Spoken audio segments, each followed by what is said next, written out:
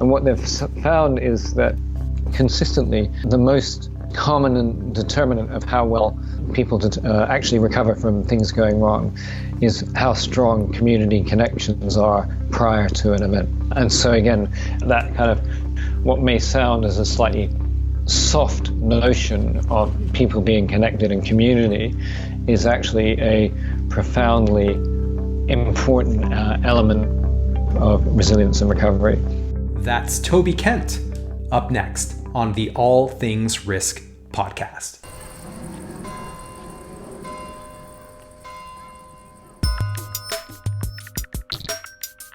We're back here at the All Things Risk podcast. I'm Ben Catania, your host. This is my show. Welcome and welcome back. And around here, we use the lenses of risk and uncertainty to understand ourselves and our world just a little bit better. And what a strange world it is, isn't it? As we've all either learned or we've been reminded of in 2020, there's an awful lot of uncertainty out there. And wouldn't it be good if more of us and more of our institutions and ways of living embedded a little bit more resilience so that we can withstand and perhaps even thrive in the midst of the various stressors and shocks that the world faces? And has any of this been done before? Well, here's some good news. It has. At least in a few places, one of which is Melbourne, Australia, one of the world's most livable cities, and a city that's received some positive press coverage for the way in which it has dealt with the COVID-19 pandemic. So I want to introduce you to my guest, someone who has been described as the man helping future-proof Melbourne, Toby Kent. Toby was Melbourne's Chief Resilience Officer, a position appointed under the Rockefeller Foundation's Global Resilient Cities Initiative. And in this role, Toby created and delivered Australia's first urban resilience strategy, Resilient Melbourne, a collaboration across Melbourne's 32 councils, state, private, and non-profit organizations. And as part of that strategy, Toby warned way back in 2015 that a global pandemic was among the 20 things that could threaten Melbourne. So obviously we get into that and we talk about the COVID-19 pandemic and some lessons from it, but we also get into a number of broader areas and themes. We talk about things like the environment and climate change and sustainability and community resilience and why that can be an extremely powerful concept, community resilience. We talk about anti-fragility and a range of related topics. This is a relevant and fascinating conversation. Toby has an extensive background in sustainability and resilience, and I think that you will all enjoy it. So let's dive in. Here is Toby Kent.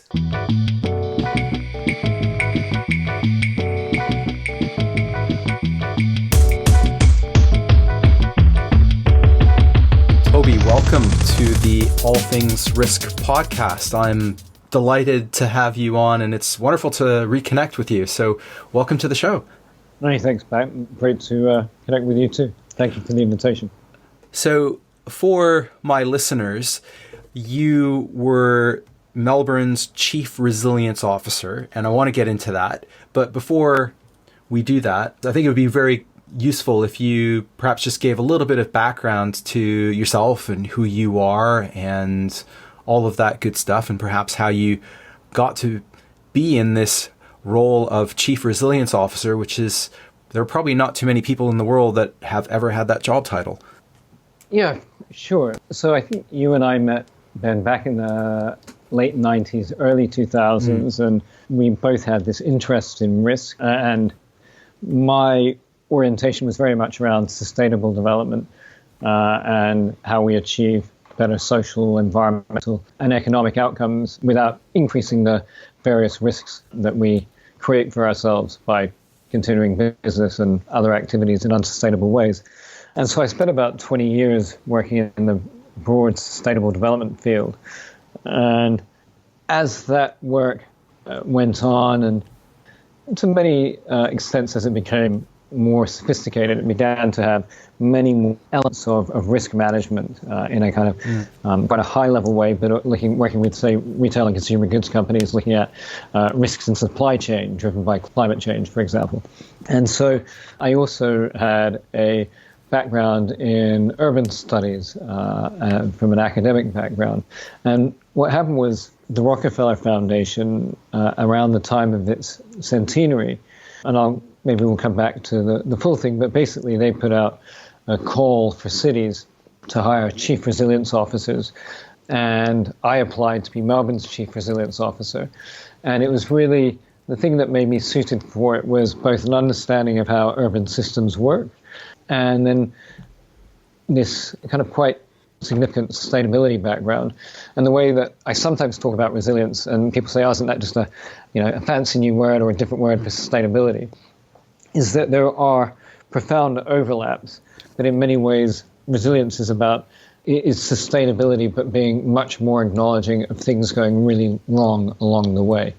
And so anyway, I managed to package that in a reasonably compelling way for an interview, and I had the privilege of serving for about 5.5 years as Melbourne's CRO. Mm-hmm.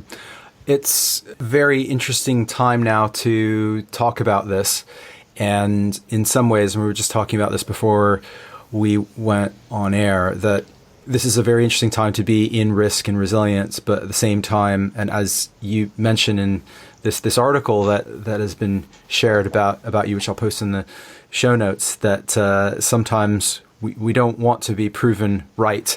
But what I find fascinating about the work that you did in Melbourne is, I guess about 5 years ago, would it be now, that in your resilience report for the city, you listed a range of things that you called, I think, acute stressors. And pandemic was one of the foremost things on the list. Yeah. So I might just start off with the definition of resilience let's do that. That we apply. Mm-hmm. And actually, and in doing that, I'll also tie out the point I was just starting to make about the Rockefeller Foundation. Mm-hmm. So back in about 2012, 2013, the Rockefeller Foundation was reaching its centenary. And it said, if we're going to be around for another 100 years, what would be the single greatest benefit we could deliver to the world? And they took a look at their own experiences. They had sponsored the work of the great urbanist Jane Jacobs in the US back in the late 50s, and been very involved in cleanups after Hurricane Katrina and Superstorm Sandy. And then they also looked at the great megatrends ahead. And they said, you know what, if we can help cities to be better prepared to manage the big things that are going to impact them, that could be our great thing, because the megatrends are ongoing and increasing urbanization, continuing and accelerating globalization. And I think we'll see that even though people are questioning globalization in the context of COVID, and climate change. And so they said, if we can help cities to be better prepared to deal with those things, that would be our great contribution. And so they created a network of 100 cities to mark their centenary. And the definition that all of these cities have applied, from Melbourne to Montreal to LA to Kigali, is that urban resilience is about the ability of a city, its institutions, organizations, systems, businesses, and fundamentally communities, and their ability to adapt, to survive, and to thrive in the face of whatever chronic stresses and acute shocks that they face. Mm-hmm. So the ability to adapt, survive, and thrive in the face of whatever chronic stresses and acute shocks that they face. And so all of this bit of the conversation, Ben, came from your question around the identification of pandemic in Melbourne's initial resilience assessment. So it's really interesting. We, at the time, so we distinguish between chronic stresses and acute shocks. Mm-hmm. So chronic stresses are things like social dislocation, economic stability, or socioeconomic gaps. Things like urban sprawl. And climate change is another chronic stress in that it is a slow-moving emergency that increases as it builds over time. But then it manifests in the form of acute shocks, such as fire and flood and so forth. And what we're seeing with pandemic now is, on the one hand, it has impacted in many ways like as an acute shock. But actually, the depth and the kind of slow-burning evolution of it means that you're really getting a heady and challenging mix of the chronic stress and the acute shock in once. And that is posing a really difficult scenario or reality with which policy makers and other actors are trying to deal. So if I go right back to when we identified it in the initial assessment, I don't think, to be honest, we had anticipated a pandemic on the scale or impact in which it's playing out. But nonetheless, we were absolutely alert to the potential of one. And, if you go back to SARS, I think SARS in Australia, there were less than 800 cases. But the response, even then, took 1% off Australian GDP. So maybe we should have done a bit more modeling and aggregating to be more on top of it a little earlier. I'm not sure anyone has really modeled it as accurately as it has unfolded, and as in any aspect of the risk and resilience game, whatever happens, you'll never fully predict all of its dimensions, right? So I don't see that necessarily as a failing at all. When things occur, it's not that we failed to predict this in all its dimensions. It's the act of actually thinking about them and thinking about the preparedness is where the value is, right? Yeah, I agree with that. And I actually think that there's an interesting thread within that, which is people have mainly, in looking at COVID, how it's rolled out, as a failure of globalization. And actually, one of the things that I find interesting is the success of globalization and how we've dealt with COVID in terms of an unprecedented amount of information sharing. And while in many cases people haven't adhered to or acted quickly enough on the information, it was always there, more or less, give or take. And so I think there are real elements of positivity in this. At the same time, and the reason I'm linking, this is kind of a bit like and the reason I'm saying it here is in the context of your saying the fact that we identified it was important. And in the same sort of vein, actually the fact that the world has responded as it has is actually quite heartening in some ways. What is the ongoing challenge and more disappointing is that for a whole range of political and other reasons, our ability to act as coherently as we ought to has been curtailed.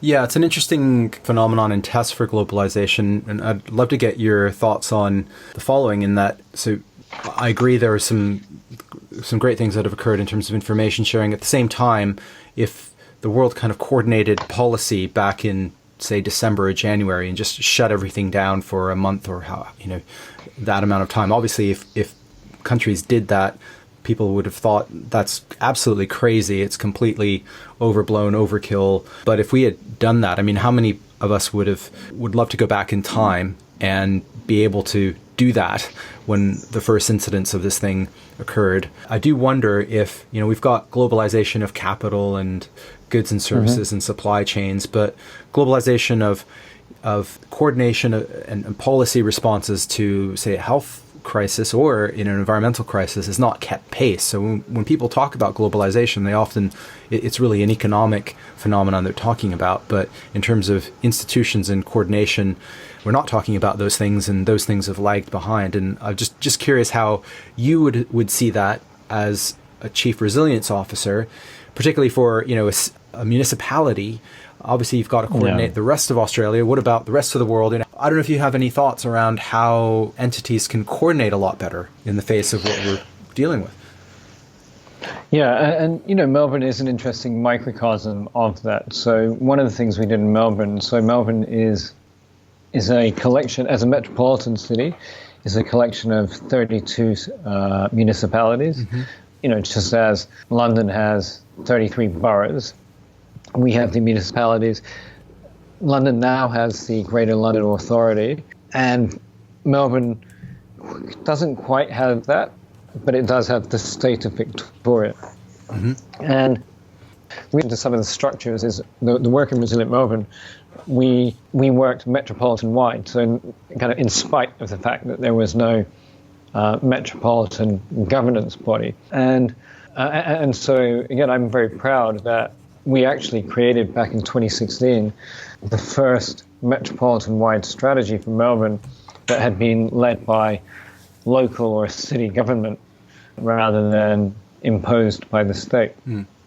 Now, however, and I'm not saying it's causal, but at the same time it is happening in tandem, that at the time that Melbourne should be coordinating more than ever to try to address this close to existential threat, somewhat existential threat. Actually, what you're seeing is, in many cases, municipalities or sub-regions of Melbourne kind of going back, retreating within their borders, rather than a huge collective effort in which we fully understand and act in keeping with our shared intervulnerabilities, and in the same way, the fact that we will emerge from this best if we are together. To your point about being economically, globalization being economically led, well, I don't disagree with that, but if you think about the Bretton Woods institutions that were created at the end of the Second World War, yes, there was the World Bank, but the UN was there. And I think for a period of time, people around the world had a lot of interest in and respect for the UN. And what one has seen around the world over the past couple of decades, I would say, has been a gradual erosion of the UN's authority. And that has been most acute with very public dismissals of the World Health Organization, obviously by the Trump administration above all, but by a number of other actors that have perhaps been emboldened by the US position.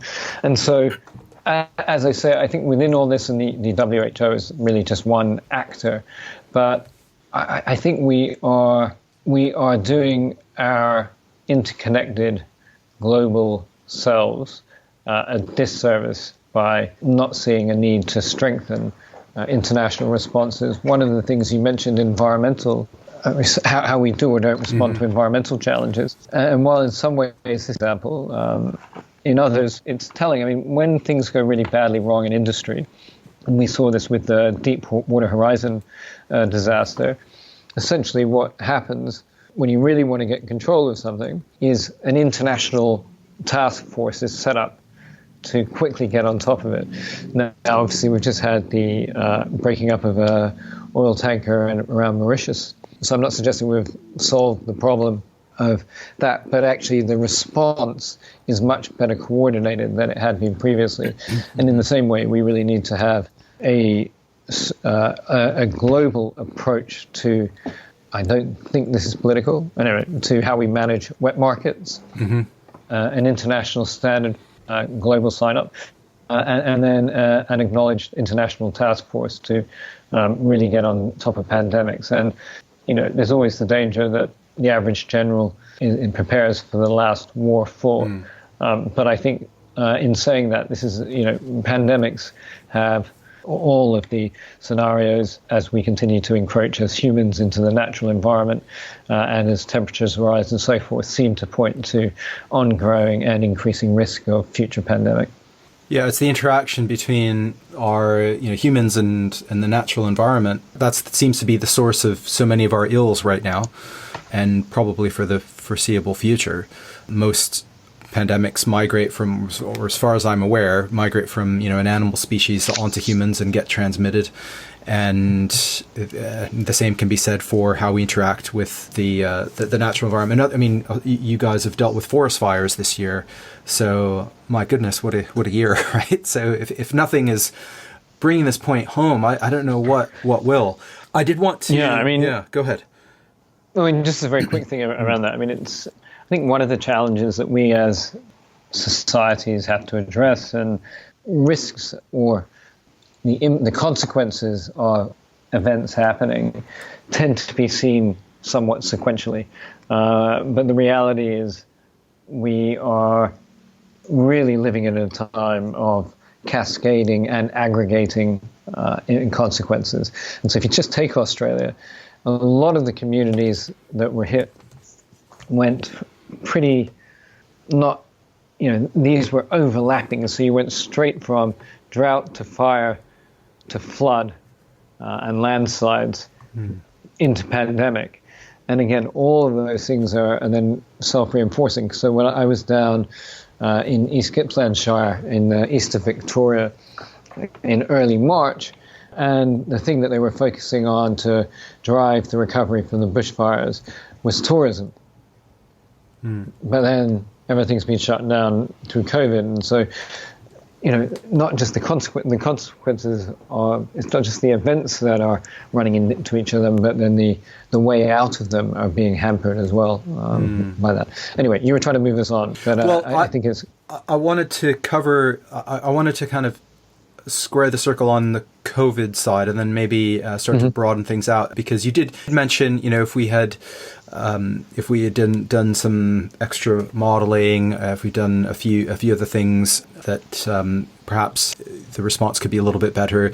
Everything I've read about Melbourne suggests that it's one of the exemplars about how to respond to this thing. But I'd be curious to get any of your views, sort of a bit of a retrospective around what you could have perhaps done a little bit better. And then I'd like to really explore some of the other themes associated with resilience. I think Chairman Mao was asked by French diplomats in the 1920s what he thought of the impacts of the revolution. And he said, it's really too early to tell. Now, he was responding to a question about the impacts of the French Revolution. And while I'm not sure that Mao is generally seen as a sort of standard text for you don't see resilience. You don't see too many Chairman Mao Instagram posts with inspirational quotes. Yeah. But I think the reality is we are so in the thick of COVID at the moment. We don't know what the right approach is. There seem to be the Swedes now claim that they are approaching, or certain Swedish medics are now claiming that they are approaching something like herd immunity, and that they didn't fully shut down their economy. And while there have been thousands of COVID deaths there, that actually when you take a look at the natural death rate and so forth, it's not so out of keeping with what you might have expected. And so, with the Swedish approach was right. Here in Australia, where on the one hand, yes, our numbers are from COVID are by international standards exemplary, but we're in a situation here in Australia where we are facing a situation where, because of the economic effects, we will probably lose more people as a consequence of suicide from the economic impacts than we do from the disease. And then, you take a look at somewhere like the UK, or not really the UK, but particularly England and the US, where it just seems to have been a total lack of clarity and leadership. But we don't yet know exactly which approach will have been right. And so that's not to hedge my answer, but I think it's really profound that, as we are all seeking certainty and a way out of a horrible global situation, none of us actually know yet. What I think is also to be borne in mind is, on the one hand, the pandemic highlights the many ways insignificance of the nation state.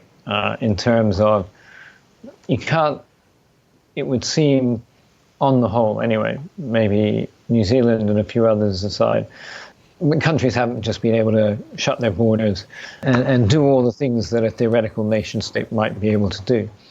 And yet, at the same time, what it also shows is if you do not have coherence and coordinated approaches across national and local governments, or in federated countries, national, state, and local governments, you can't manage it. So on the one hand, I think has kind of dealt with things quite well, but actually it's really to do with a generally thoughtful and strong response from the state of Victoria, and a national government that, having generally been seen to make a really bad job of managing the bushfires over the Christmas New Year periods, could not afford to have another disaster. And so a government that has shown itself to be willing to ignore science on climate change and so forth was forced to listen well and act on advice of scientists. Right. I think you mentioned quite a number of interesting things there. And sometimes I think we in the risk space, we like to put a box around certain risks, or as you describe them, chronic stresses and acute shocks, and to say, well, this is the pandemic box, and so we've got to do a bunch of things here. But as the experience of COVID-19 is borne out, well, mental health is a huge casualty from everything that's been going on. And if you look down your list of these things that you've identified before, they're all interconnected, right? So you can't just sort of have this is the pandemic, response plan, and this is the cyber response plan, and this is the blah, blah, blah. It has to be kind of integrated. And one of the things that perhaps we could pick up on is in the Melbourne resilience strategy. One of the things I did note is the emphasis on community resilience. And I was just wondering about what you mean by that, and how that can be one of the ways in which communities and municipalities respond to a whole range of things that could occur. Yeah, I think, let me start off with two things. One is particularly in this context of urban resilience, but really, if you think about it in the context of any kind of place where people come together, you have to ask, why does that place exist? And almost without exception, it's because of a human desire to be there. And so one of the things in framing Resilient Melbourne, we always said that people are at the heart of all cities. And if you then take that by, sometimes we get very over excited by the importance of infrastructure and buildings and so forth. But at the end of the day, they only exist to serve humans. And so community resilience, that's important on two levels. One, because who else are we building these things for? But two, we, throughout history, I'm not sure that we have ever built a structure or a city that is so risk-proofed that at the end of the day, people don't have to be equipped to deal with the fallout of whatever goes wrong. And so I think one of the things about resilience in the modern age is really an acknowledgement that we cannot make everybody safe. But what we can do is help them to be well-equipped to deal with as many things as may go wrong as possible. Hence the emphasis on community resilience. And what does that look like in practical terms? If I just give you an example, sure. sort of tease. And there's great work. Professor Daniel Aldrich at Northwestern University and many others have looked at tragedies such as Hurricane Katrina in New Orleans, Fukushima in Japan, and a number of other catastrophic events. And what they've found is that consistently the most common determinant of how well people actually recover from things going wrong is how strong community connections are prior to an event. And so again, that kind of what may sound as a slightly soft notion of people being connected in community is actually a profoundly important element of resilience and recovery. Mm-hmm.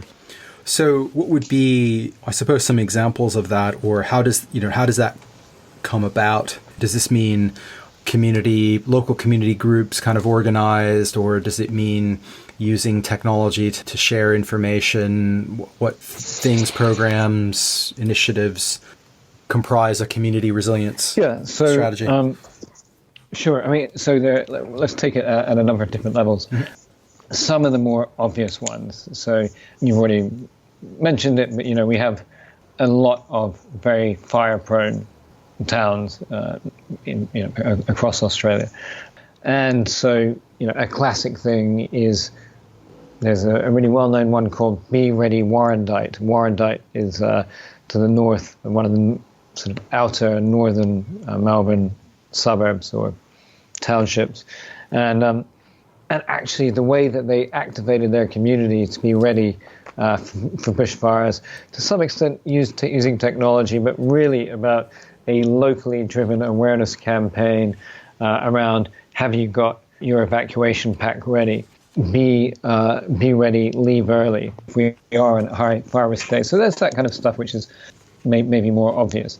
Then there are other things that lead to community resilience outcomes. And so something that is a little bit like what I described, but perhaps the next lead on is a community out near a place called Powertown to the east of Melbourne, where one of my business partners worked with them and really worked hard to identify local community leaders to then have them work out what were their threats and have community-led decision-making to identify possible solutions. And one of the things that came out as really apparent was they actually didn't have adequate radio boosters to even receive the messages about pending risks. Right. And so they then created community-driven approach to getting put in the right telecoms tower. But, and this is where sort of the resilience framing starts to come in more, they also looked at energy supply. And so they ended up investing in a micro hydro generator. And so they now sell energy back into the grid, and that energy that they sell at community level pays for the rights to the communications tower.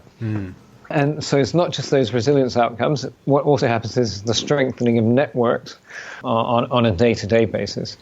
And so there's that kind of thing. And then we also, some of the things that, again, people didn't necessarily see them as kind of deep resilience projects at a certain level, because they kind of thought resilience should be about, again, building tougher bridges or bigger seawalls, cyber prevention or prevention of cyber attack and so on. And it is in part those things. But actually two of our biggest projects at Melbourne were the creation of a metropolitan-wide cycling network and a metropolitan-wide urban forest.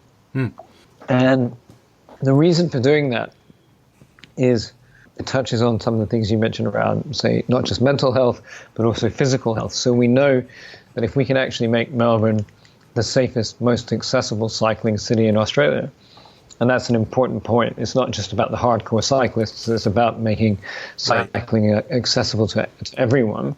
Then actually we can address some of the chronic stresses like transport congestion, but also declining physical health. And there's obviously a strong correlation between physical health and mental health. So addresses chronic stresses like that. But we've also seen that where you've got really good or an emerging cycling culture, that it's a great form of transport for activating in the face of acute shocks. So we saw it in Superstorm Sandy in New York, where bike shops and were sold out, any kind of access to a bike up by people wanting to get back to their homes and loved ones when the subways were flooded and the roads were in gridlock. Cycling became a great way of getting around. And similarly, in the 2017 Mexico City earthquake, where people, because of the free bikes they'd been got used to and the car-free Sundays that they'd been having, again, bicycling had really become very accepted and understood mode of transport. And the reason I mentioned these two examples is that if you can make cycling work an emergency transport mode in cities as complicated as New York or even more Mexico City, it's a really good solution in most cities around the world. Mm-hmm. So again, that interplay of, and the final thing, because you came into this through community resilience, the other reason for that is people talk to each other when they're cycling. And actually, in local economies, cyclists will stop and buy a drink at a local store.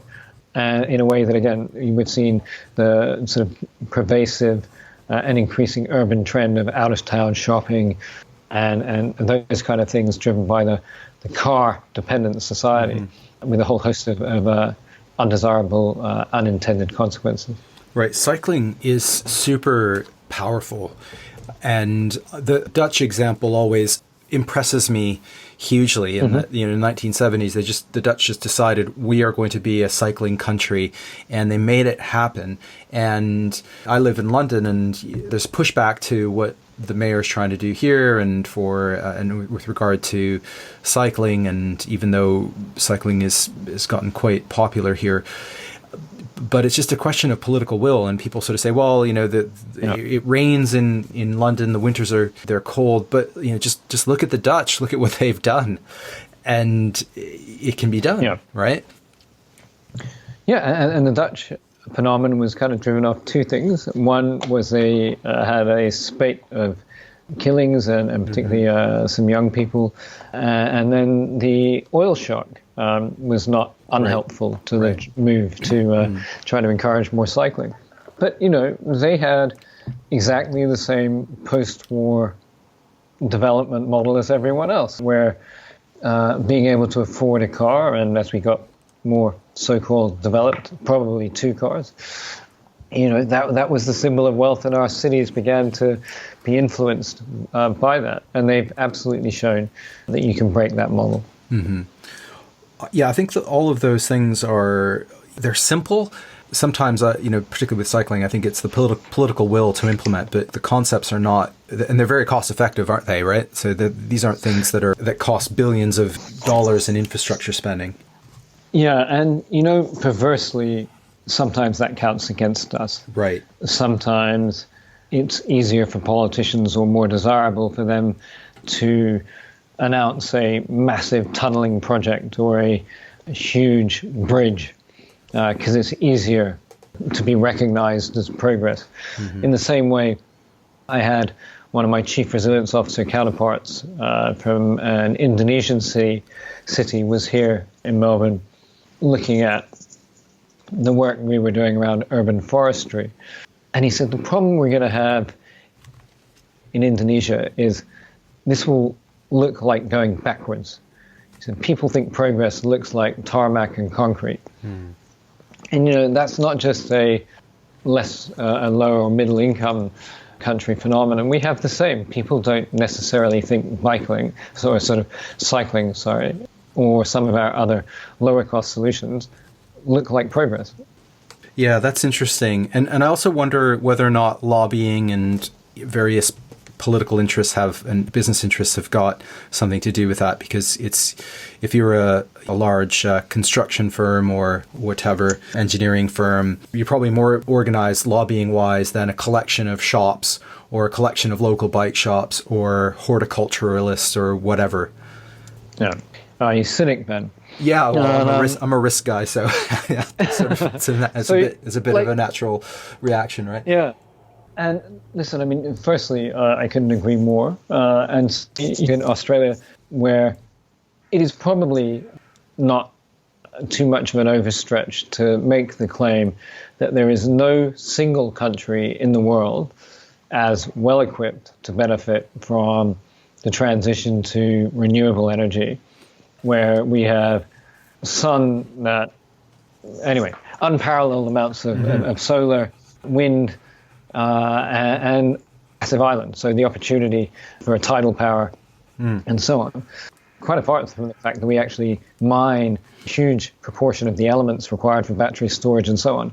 And yet the government seems to be saying that the way out of the current economic slump is going to be a gas-led recovery. That's all about the ability of large corporations and their ability to rally around lobbying or behind lobbying to get outcomes that they want at the expense of our general, the population at large's general interest. It's an interesting conundrum, and I think there's a lot of truth around it, but also, there are some, I don't know about Australia, but I think elsewhere there are some cracks appearing in that sort of old model where you've got some of the larger companies embracing newer technologies slowly, or disruptors coming into certain industries, but it doesn't feel like any of that's happening fast enough. Yeah, I think, and again, and you and I have both been actively in this kind of space for a couple of decades. Unfortunately, I think, yes, encouragingly, there are more and more players in this space and more solutions emerging, often in spite of governmental leadership. But in other ways, I think it's still the exception that proves the rule. The fact that we can probably both point to our favorite kind of actors in this field, and they're still relatively niche, or it's a niche part of what a large organization does, kind of highlights that we have not made the profound transition that we need to, and being alarmist. But, again, I think current situations are showing it. Ultimately, it is and this is definitely sounds alarmist, but anyway, it is a matter of life and death, not necessarily for the entire population of the planet. I don't mean in an entirely apocalyptic way, but whether it's the bushfires, the extreme heat, talking about the secondary effects, the kind of the mental health impacts and other health impacts that come from this change, and not addressing it, I think it's quite real. Yeah. Could we talk a little bit about some of the other chronic stresses, acute shocks that perhaps when you were pulling together the Resilient Melbourne strategy, you perhaps weren't as current or on the radar, that perhaps now we ought to be thinking about, whether that's for Melbourne or any large urban center, all of us, I suppose. Are there some things now that you think, yeah, this is emerging, this is coming over the horizon, and 5 years ago we didn't really have this on the radar? I still think that people have not adequately understood the very significant risk of from cyber. And as more and more cities get excited about smart cities, 5G technology, interconnected technologies, and so forth, I'm not suggesting we shouldn't do any of that, but I do think we are rushing into it with an insufficient understanding of the interdependencies and thus the intervulnerabilities that come from it. Yeah. So I think that's one thing. I think there's an interesting thing I mentioned a couple of times, the urban forest work that we were doing. And again, very quickly, urban forestry is about using vegetation, including trees, but not only trees, to achieve a whole range of benefits. And so addressing chronic stresses like declining physical health, people with access to green space are more likely to take proactive exercise, and there is a direct correlation between people's mental health and the amount of nature that they experience. But also helping the urban heat island effect, so helping to cool the city. In Melbourne, where there's decent tree canopy cover, we can cool the city by about 6 degrees. So again, if that's the difference between a 38-degree day or a 44-degree day, that for our vulnerable citizens is a matter of profound difference. And then using increased vegetation in the landscape to slow water runoff and help with flood.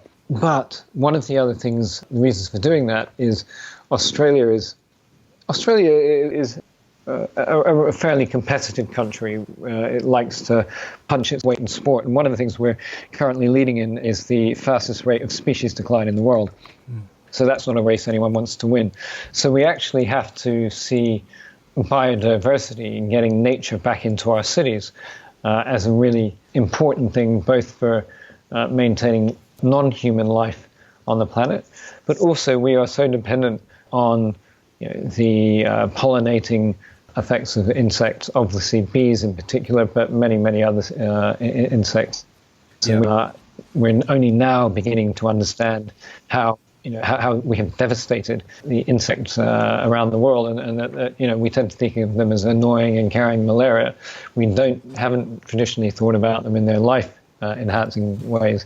So anyway, I mention it because it's kind of an interesting juxtaposition with this point about back to COVID and how that encroachment into nature has made us vulnerable to pandemic. But on the flip side, we also have to learn how to live better with nature. And so I think that's something that is emerging. And the final one I would say, which is not new per se, but I think we have an unprecedented opportunity to pause and take a look at how we actually build and grow our cities. And so, again, around the world, we have seen urban sprawl proliferating. What gets hidden in are actually the socioeconomic impact of being further out and the general lack of amenity provided in new build outer suburban areas. And so what you see are increased rates of obesity because people have to get in a car largely to get to a lot of their provisions, and B, it tends to be the fast food chains that are available. So that's one part of it. There's great research by a leading think tank here in Australia called the Grattan Institute, and a work called publication now about 6 or 7 years old called City Limits. And actually that showed a correlation. It didn't claim causality, but correlation, increased commuting times and levels of alcoholism and domestic violence. So some pretty grim things that might sound like they're associated with something that seems relatively innocuous. And so I think as the world is pausing, there is increasing demand for an ability to navigate our cities differently, to bring more use of parks, to have more parks in cities.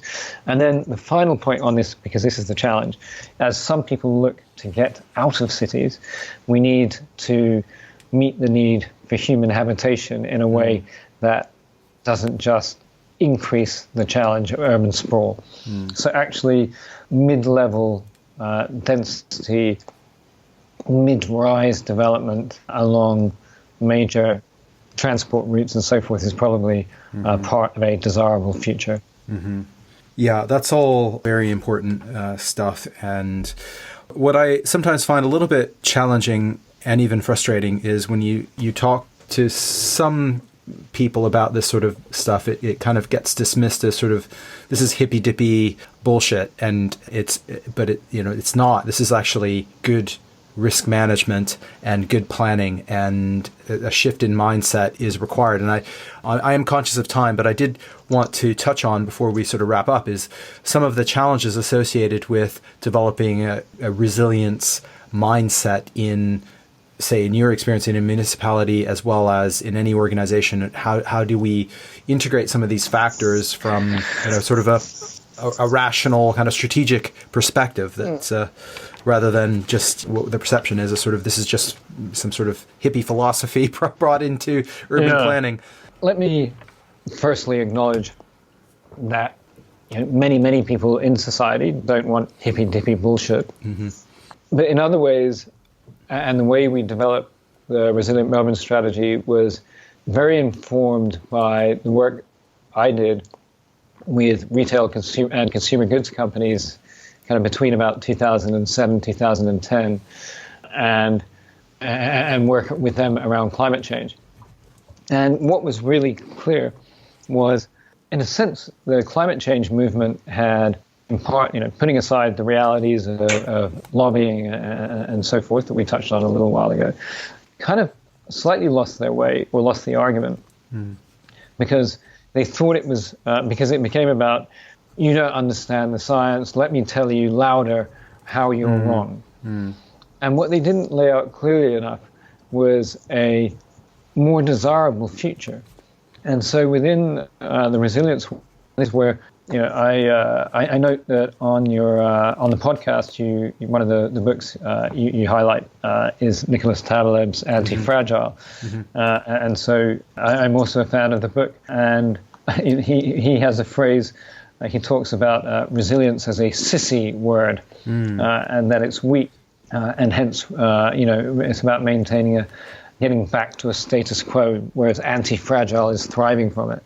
And one of the things I loved about and continuing to work in the resilience field is, if you go back to the beginning of our conversation and that definition of resilience, the ability to adapt, to survive, and to thrive in the face of whatever chronic stresses and acute shocks you face, that thriving element was such an important part of our work. And so not just telling people that if we didn't do these things, bad things were going to happen to them. Essentially what we said is, wouldn't it be great to be able to get out, to have more parks, to get around the city more easily? Yeah, I know you don't want to have a community barbecue every time, but maybe life would be nicer if you said hi to your neighbors from time to time.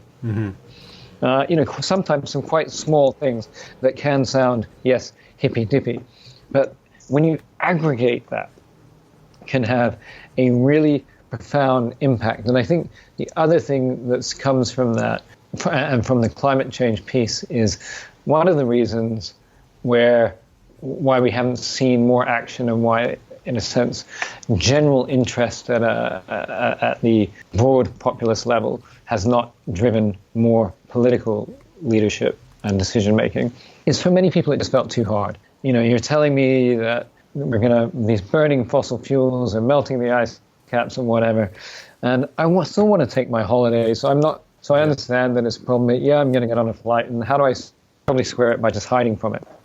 So actually, campaigns that we had around being neighborly and not being embarrassed to knock on a neighbor's door when it's an extreme heat day, and just make sure, particularly if they're elderly or otherwise vulnerable, have they got water, have they got access to air conditioning?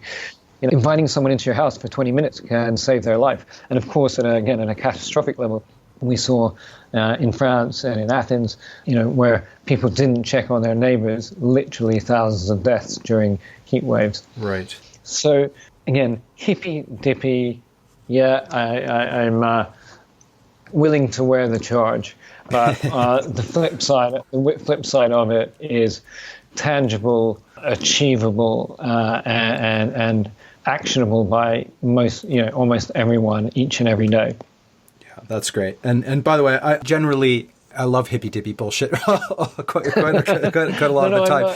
But it's often how you convince the most cynical or negative people that makes the difference, or maybe the ones that are a little bit more in any situation, they're probably a hardcore that you can never convince, but there are probably some people that are a little bit skeptical that we need to convince in order to make any change happen.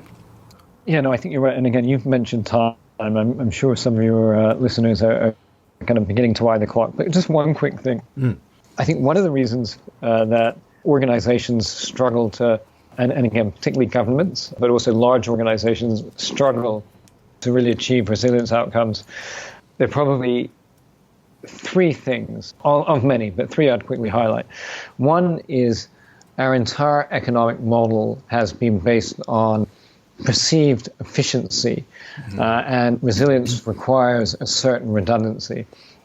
Yeah. So the reason I mention it off the back of that piece about connecting and so forth is, it's not about saying we don't need massive infrastructure and other things, but having people able to support one another is an element of redundancy, actually. It's when the system goes wrong, what do you look to?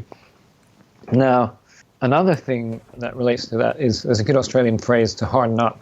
And too often, resilience building is seen about hardening up, where actually real resilience is about understanding who and what is fragile or vulnerable, and what needs to be put in place to best support them. And so again, actually, often that is about not necessarily some of the big infrastructure decisions and so forth, although we do, but actually is often about how do you ensure that those most vulnerable in society are catered for. example of the need to understand and support those vulnerably exposed is Singapore. Singapore that looked early on like it was dealing so well with COVID, but actually, because they didn't include their migrant workers within that, the health impacts of COVID on the migrant workforce then is a threat for the population as a whole. So that's the sort of second element of why decision makers struggle on acting on resilience. It goes back to community and also the need for distributed systems, whatever they may be that energy or distributed systems of decision making. And that relies on a certain ceding of control.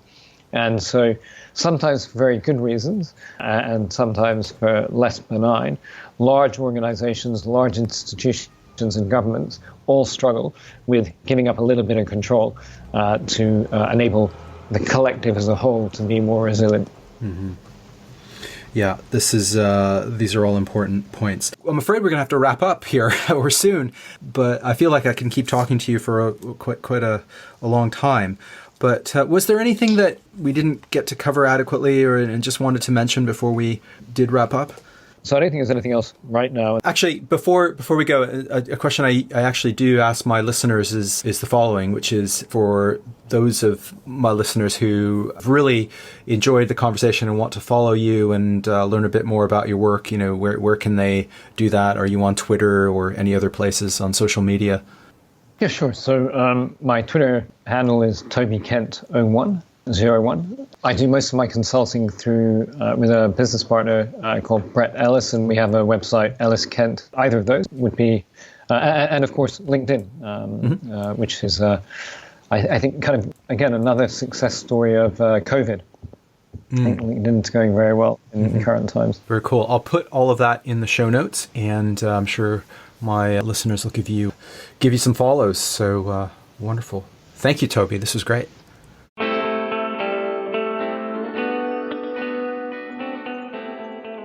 All right. How interesting was that?